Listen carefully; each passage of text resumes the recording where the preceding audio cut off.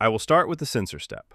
Each LiDAR sensor needs to be enabled and assign its own IP address and port. Here, I can enable or disable the sensor, set the IP address, set the port, and adjust the sensor transform. The IP address of the sensor itself needs to be configured within the application provided by the LiDAR. So I'm going to set the IP of my first sensor, which I know is this one. So by default, this is the way we receive the data from the sensor. I know that my sensor is ceiling mounted, so I'm going to rotate it to -90 degrees. I'm going to move this screen out of the way for now. I'm going to add a second sensor. I'm going to enable it. This is the IP of my second sensor, so I'm going to apply and restart. Here is the data from the second sensor. This one is also ceiling mounted, so I need to rotate it -90 degrees. The next thing that we need to do is align the data from both sensors.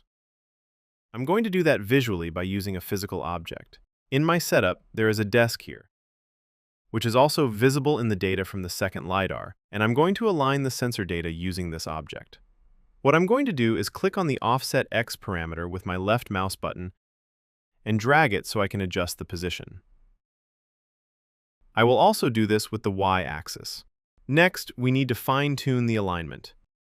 You can do this from the scan view. If you click your scroll button, you can pan around, and you can use the scroll wheel to zoom in and out of the canvas. So what I see here is that my first sensor is slightly rotated. So this way, I'm going to align it.